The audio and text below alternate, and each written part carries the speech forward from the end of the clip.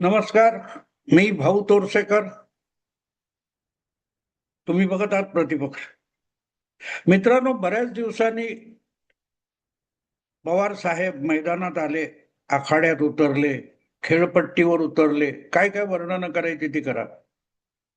पण बऱ्याच दिवसांनी शरद पवार हे खरोखरच राजकारणाच्या मैदानात आले असं म्हणायला हरकत नाही. खरं तर राज्यसभा निवडणूक पवार साहेबांनी लढवली, ती मला आवडलेली नव्हती. वय सरकलेलं आहे, त्यांना उमेदवारी अर्ज भरायला सुद्धा जाण्याइतकी प्रकृती ठीक नव्हती. पण कन्येने आपल्या चेकबुकाची बँक चालू राहिली पाहिजे म्हणूनच जबरदस्तीने पित्याला निवडणुकीच्या घोड्यावर बसवलं, असं मी मानलं होतं आणि मी म्हटलं पण होतं की आता शरद पवार फारसे ऍक्टिव्ह राहणार नाहीत, हे माझं गृहीत होतं. पण शरद पवारांच्या बाबतीत तुम्ही कुठलंही काहीही गृहीत धरू शकत नाही. कारण शरद पवार पण स्वतःला कधी गृहीत धरत नाहीत. त्यांना माहिती नसतं की पुढच्या वळणावर ते कुठल्या बाजूला वळतील. आणि त्यामुळे दीर्घकाळ, जवळजवळ आपण म्हणू 2-3 महिने, शरद पवारांविषयी राजकारणात काही बातमी नव्हती. पण एक मध्येच काहीतरी पिल्लू सोडून द्यायचं, पुडी सोडून द्यायची आणि सगळ्या राजकीय चर्चांमध्ये आपलं नाव घेतलं जावं यासाठी शरद पवार दीर्घकाळ काही ना काही करत राहिलेले आहेत. त्यांच्या काही डावपेच चुकले असेल असं म्हणायचं तर ते फक्त फडणवीस, अमित शहा, नरेंद्र मोदी यांच्याविषयी फसलेत आणि नको तितके फसले, ही वस्तुस्थिती आहे. आज जी काही शरद पवारांच्या राजकारणाची किंवा वारशाची दुर्दशा झालेली आहे, त्याचं कारण त्यांनी या भाजपच्या नव्या पिढीतल्या नेत्यांबरोबर अकारण घेतलेला पंगा, असं मी सातत्याने सांगत आलो. आज पवारांची परिस्थिती अशी आहे की ते हात चोळत बसू शकतात, काही करू शकत नसतात. कुठलंही राजकारण घडवून आणणं हे त्यांच्या हाती राहिलेलं नाही. पण तरी एक भाग असतो ना, खुमखुमी असते. खुमखुमी असते मित्रांनो. मी सांगतो ना, माझं वय सरकलंय, माझ्या बरोबरीचे सगळे आता जवळजवळ निष्क्रिय झालेले आहेत. पण माझ्यातला पत्रकारी स्वभाव मला शांत बसू देत नाही. काही ना काही उचापतीने लिहिणं बंद झालंय, वाचन कमी झालंय, कारण डोळ्याचा त्रास आहे, शारीरिक मर्यादा निर्माण झाल्या आहेत. पण योगायोग नशीब असेल की हे युट्यूब सारखं माध्यम मिळालंय की त्याच्यात बडबड केलेली चालते आणि का कोण जाणे लोक ऐकतात. तर खुमखुमी म्हणजे काय हे मी माझ्याच गोष्टीतून सांगू शकतो. त्यामुळे आज शरद पवारांनाही माहिती आहे राजकारणावर ते महाराष्ट्राच्या आज कुठलाही प्रभाव पाडू शकत नाहीत. पण दीर्घकाळ पवारांचे भक्त राहिलेले जे लोक आहेत त्यांच्यासाठी काहीतरी खाद्य पुरवणं त्यांनाही भाग असतं. पोचलं पाहिजे. पोचलं पाहिजे याचा अर्थ पैसे देणं नसतं मित्रांनो, की पवारांनी याला इतकं काहीतरी दिलं, त्याला तितकं काहीतरी दिलं. नाही, ज्यांनी पवार साहेबांना angry young man, angry old man, googly वगैरे वगैरे हे शब्द वापरून तेल लावलेला पहिलवान मिरवलेला आहे, त्यांची गेल्या 3-4 महिन्यामध्ये कमालीची उपासमार झालेली आहे. बाकीचे लोक वाटतील ते कोणतं सूर्यवंशी वगैरे मोठमोठे फटके मारतात, सिक्सर मारतायत आणि पवार साहेब गुगली पण टाकत नाहीत. याच्या वेदना अशा पवार समर्थकांना आणि पवार भक्तांना पडत असतील तर त्यांच्यासाठी काहीतरी खाद्य पुरवणं आवश्यक आहे हे पवार साहेबांना कळतं.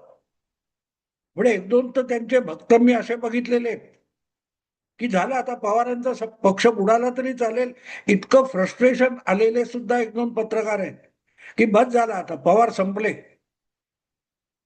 हे त्यांचेच भक्त जे त्यांना अँग्री ओल्ड मॅन वगैरे अशी विशेषणं लावत होते, त्यांना पण वाटलं की पवार आता संपले आणि संपू दे एकदाचे. पण मला असं कधी वाटलं नाही. कारण जोपर्यंत पवार जिवंत आहेत तोपर्यंत ते राजकारण करत राहणार आणि राजकारणाच्या मर्यादा येतात.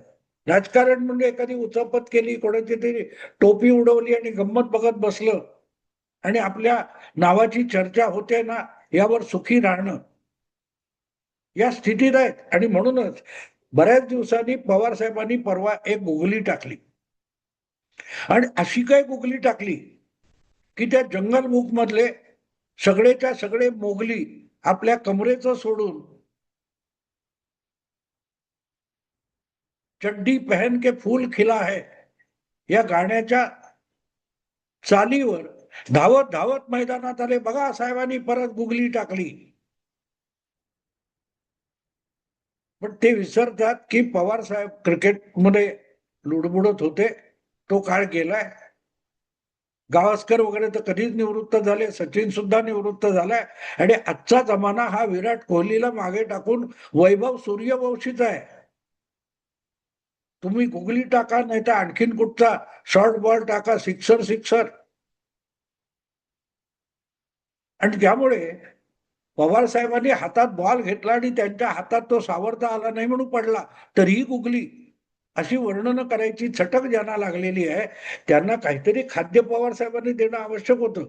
आणि त्यातून मग 4-5 दिवसापूर्वी एक बातमी आली की आता दोन्ही राष्ट्रवादीचं परत विलिनीकरण होणार. बरं, ही बातमी येत नाही येते तोपर्यंत पवार साहेबांच्या पक्षातले खासदार भाजप सोबत जाणार का? पवार स्वतः बाजूला राहून त्यांचा उरलेला राष्ट्रवादी पक्ष हा एनडीए मध्ये जाणार का? तर फडणवीसांनी पाचर मारली. आता महाराष्ट्रामध्ये महायुतीत आणखी कुठल्याही नव्या पक्षाला घेणार नाही वगैरे वगैरे. ताबडतोब आता नाही घेणार, मग पवार साहेब काय करणार? मग पवार साहेब हे सुनेत्रा वहिनी, पार्थ पवार किंवा अजितदादांचा जो गट आहे राष्ट्रवादी, त्याच्याबरोबर विलिनीकरण करून टाकणार. आता प्रत्येकाला आपल्याला गंमत अशी असते ना, ज्यांच्याकडे बातमीच काही नसते आणि सांगण्यासारखं काहीच नसतं, ते आपल्या आपल्या कळलेल्या माहितीला आणखीन पदरची भर घालून पुढे सरकवत असतात. म्हणजे कुठेतरी एक ऍक्सिडेंट झालेला बघितला, 2 गाड्या आपटल्या, तर 4-5 माणसं रक्तबंबाळ झाली, हे न बघणारा सांगतो. आणि त्याच्याकडून ऐकणारा असतो तो 2 तर ड्रायव्हर जागच्या जागी मेले इथपर्यंत जातो. तसं ज्यांच्याकडे ह्या गुगली वगैरे काय त्या पोहोचतात, ते आपापल्या परीने त्यात भर घालून पुढच्या माणसाच्या हातात देतात. मित्रांनो, काहीतरी तर्कशास्त्र असतं ना. माणसाची बुद्धी म्हणजे काय असते? तर्कशास्त्र असतं. सामान्य माणसाला सुद्धा एखादी गोष्ट तुम्ही सांगितली तर कधीपर्यंत पटेल, कुठल्या मर्यादेपर्यंत तुम्ही मारलेली थाप लोक सहन करतील, याचा तरी विश्वास करा. बाकी साहेबांच्या गुगल्या चालू देत. एक बातमी त्याच्यात मला इतकी धक्कादायक वाटली की पार्थ पवार आणि सुनेत्रा वहिनी यांना कंटाळलेले लोक त्यांना वगळून शरद पवारांबरोबर विलिनीकरण करणार. म्हणजे मला कळे ना की पार्थ पवार किंवा सुनेत्रा वहिनी सोडल्या तर पवारांबरोबर जायला कोण उत्सुक असेल? कशासाठी जायचं? अगदी ज्या वेळेला अजितदादा गेल्यानंतर 6 महिन्यापूर्वी 2 पक्षांच्या विलीनीकरणाची भाषा, अगदी अजितदादांची चिता विझली सुद्धा नव्हती तेव्हा सुरू झाल्या होत्या. त्यामध्ये कुठेही पार्थ पवार नव्हते, तेव्हा कुठे सुनेत्रा वहिनी नव्हत्या. सुनेत्रा वहिनी या राज्यसभा सदस्य होत्या, पण उपमुख्यमंत्री वगैरे झालेल्या नव्हत्या. अशा वेळेला 2 राष्ट्रवादीच्या विलिनीकरणाच्या गप्पा चालल्या होत्या, अजितदादांची शेवटची इच्छा वगैरे वगैरे. आणि मग त्यामध्ये झारीतले शुक्राचार्य किंवा खलनायक म्हणून प्रफुल्ल पटेल आणि तटकरे, सुनील तटकरे यांना पुढे करण्यात आलं. आता म्हटलं असं जातंय की सुनील तटकरे, प्रफुल्ल पटेल वगैरे अजितदादा गटातले जे मूळचे सिनियर नेते आहेत ते पार्थ पवार आणि सुनेत्रा वहिनी यांच्या नव्या नेतृत्वाचे आदेश ऐकायला कंटाळलेले आहेत, अपमान झाल्यासारखा त्यांना वाटतो आणि म्हणून ते शरद पवारांबरोबर जाणार आहेत. गंमतच आहे. 3 महिन्यापूर्वीपर्यंत जे सुनील तटकरे किंवा प्रफुल्ल पटेल यांना शरद पवारांबरोबर कुठल्याही परिस्थितीमध्ये विलिनीकरण नको होतं असं छाती ठोकपणे सांगणारे जे विश्लेषक आहेत ते आता सुनेत्रा वहिनी आणि पार्थ पवारला वगळून बाकी सगळे शरद पवारांबरोबर जाणार. कसं काय जाणार? का तर सुनील तटकरे मध्यंतरी शरद पवारांची प्रकृती विचारपूस करायला सिल्वर ओक वगैरे गेले होते. बस तो एक धागा पकडला आणि सुतावरून स्वर्गवासी झालेले शेकडो विश्लेषक आहेत आपल्या. सुनेत्रा वहिनी या उपमुख्यमंत्री आहेत. राष्ट्रवादी काँग्रेस अजितदादा गटाच्या त्या अधिकृतपणे राष्ट्रीय अध्यक्ष आहेत आणि मला वाटते पार्थ पवार हे जनरल सेक्रेटरी आहेत.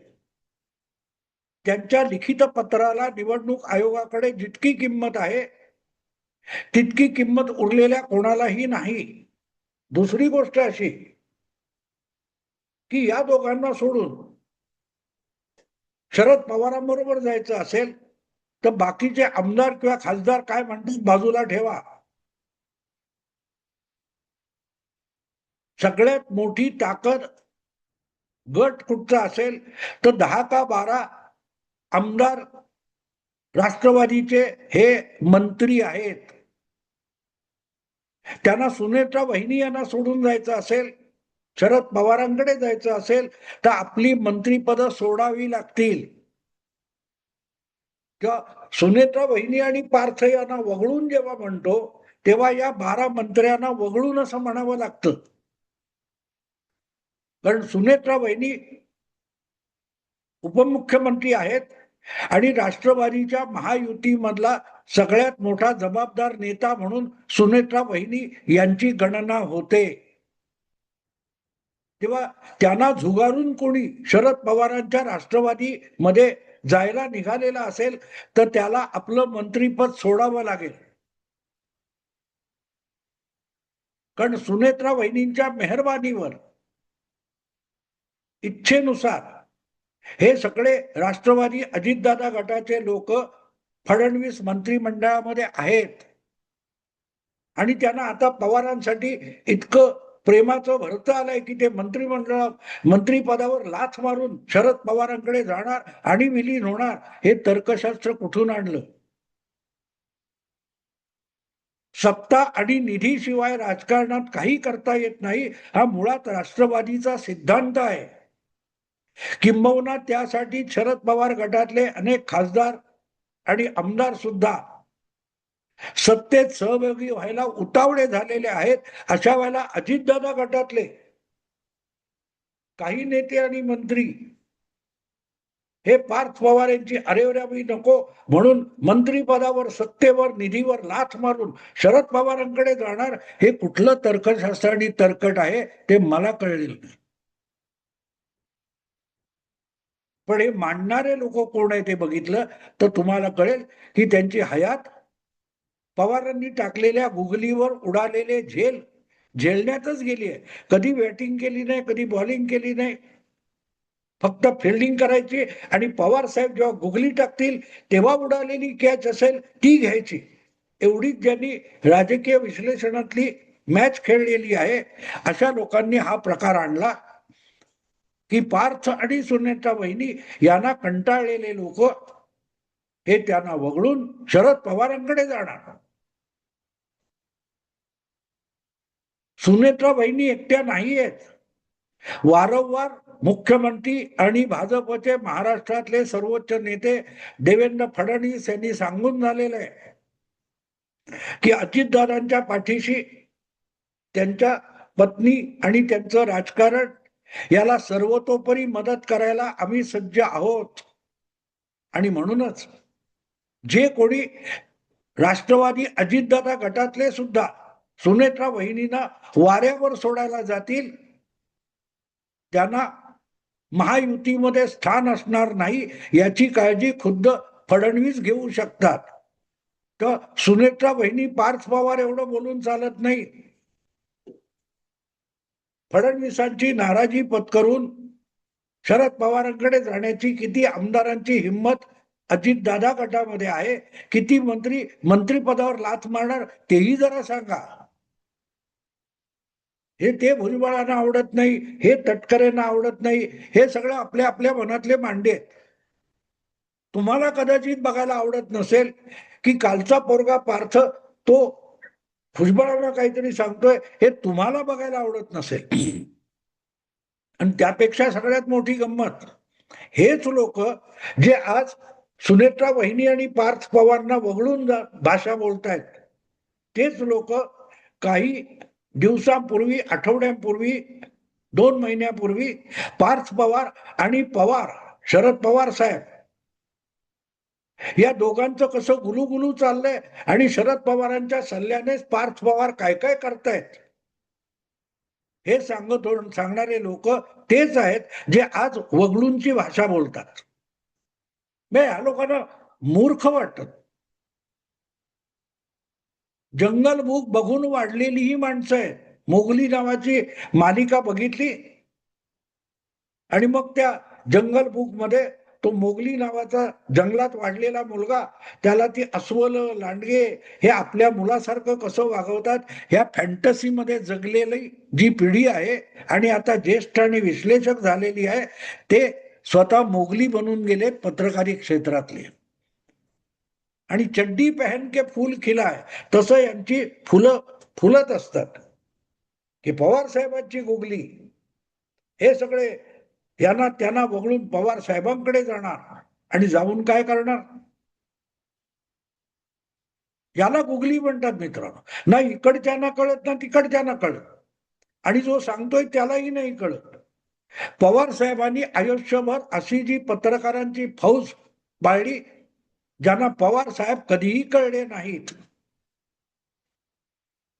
त्यांना ह्या गुगलीचं कौतुक फार असतं. आणि त्याच गुगलीतून ह्या बातम्या पसरवण्यात आल्या की पवार साहेब आता दोन्ही राष्ट्रवादीला एकत्र आणणार आणि त्यासाठी सुनेत्रा वहिनी पवार, पार्थ पवार यांना वगळून सगळं होणार आहे. अरे वा वा वा.